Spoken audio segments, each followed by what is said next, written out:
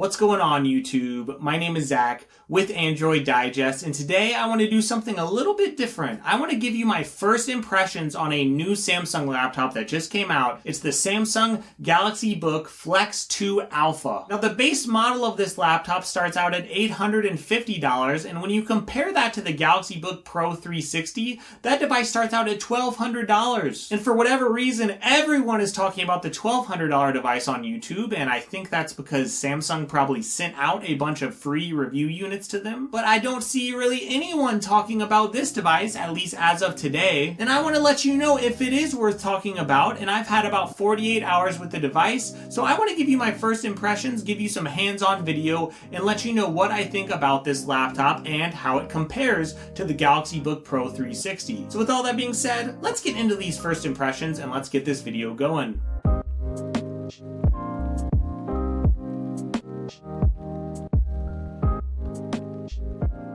Alright, so the first thing I want to talk about is the specs on this device and how it compares to that Galaxy Book Pro 360. So the Book Pro 360, it starts out at $1,200 and it has 8 gigabytes of RAM, just like this does. It has a 256 gigabyte SSD, just like this. The only real big difference between this and that $1,200 laptop is that $1,200 Book Pro, it does have a i7 processor. It has an AMOLED display, and this is a QLED display. And that laptop is just a little bit lighter. You're going to see some minor things like Thunderbolt ports and things like that. But you're talking about $350 more than the base model of this Galaxy Book Flex 2 Alpha. So what is worth $350? Like if we just look at the base specs here, right? And we look at the specs of both of these laptops, what in the world is worth $350? A QLED panel is very great, right? This screen looks very, very good. In fact, this screen can get up to 600 nits of brightness because it still has that outdoor mode that you had in last year's Flex Alpha. And you don't have that 600 nit screen, you don't have that 600 nit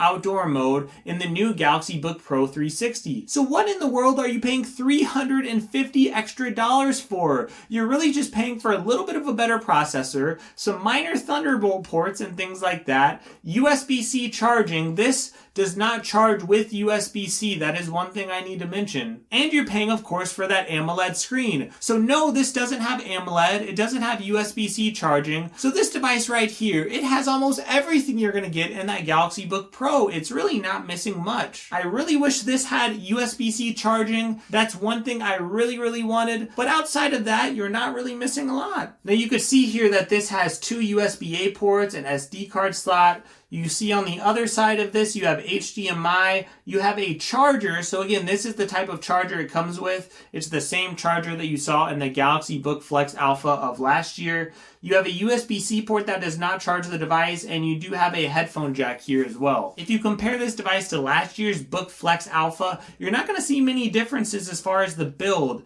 Everything looks almost identical. You see the weight is virtually the same. The keyboard feels very similar. You're also going to see a fingerprint sensor in like the exact same spot here. And you're also going to see this here. It's an annoying blue light that turns on whenever the device is in use. That was the same thing on the Flex Alpha, and I do not know any way to turn that off. Now maybe it's just me, but the hinge feels ever so slightly sturdier, but outside of that, everything feels virtually the same compared to last year's Book Flex Alpha. And the only real difference I've seemed to notice is just the speed and the processing power, because this does have an 11th gen processor and it has those XE graphics, and that is absolutely awesome. Now you might have noticed this color here. Now unfortunately, this color is not available for the i5 version of this laptop, so I have here the i7 version with 16 gigabytes of RAM and a 512 gigabyte SSD. Now there is a royal silver version that's available in the i5 model or in the i7 model as well. Now I really love this. I love the feel of this whole device. Everything about it feels premium,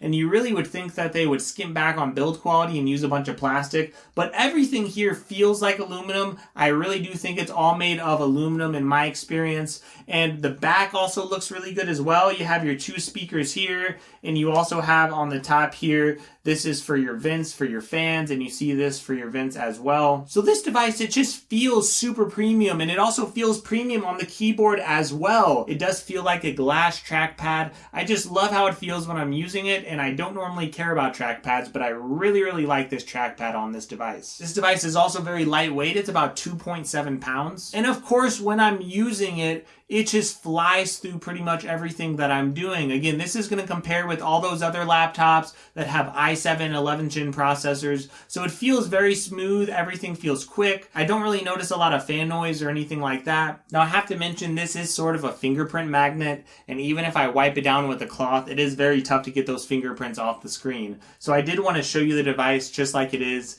and show you that, well, you can get some fingerprints on this, and that's just how it is. The battery life is okay. It's decent, it's good, it's not great. So my first impressions of this device are really, really good. The only thing, again, I'm really missing that I'm really disappointed in is no USB-C charging. And of course, we would all like awesome Thunderbolt ports and things like that. I really just think that Samsung is holding back on giving USB-C charging to this device because they're trying to upsell you to the newest model. But if you do look in the description, I do have links to reputable chargers, so you could check that out. They're about $20, so it's not that expensive. And for me, I'm willing to sacrifice and spend an extra $20 on a charger or two to move around the house. And then from there, outside of that minor charging thing that I really don't like, almost everything is going to be identical to that Galaxy Book Pro. Like, think about this. Even if you got the i7 version, and let's say you didn't get any sales and you got it just over $1,000, you would get a 512 gigabyte SSD, you would get 16 gigabytes of RAM, and you would still be considerably cheaper than the $1,200 version of the Galaxy Book Pro. So why in the world would you bother spending all that money? That's my first impressions. That's my first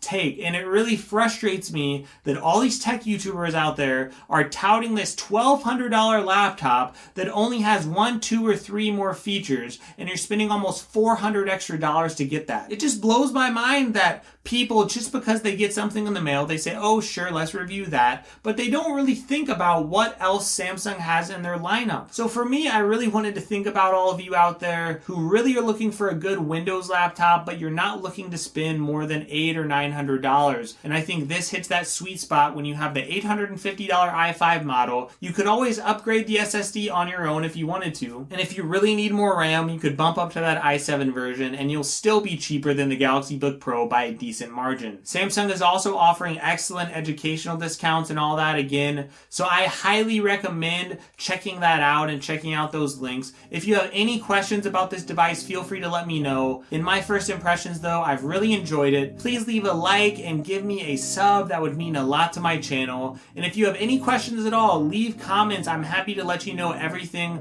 that I know at least about this device. Thank you all so much. Have a great day and stay safe in all these crazy, crazy times.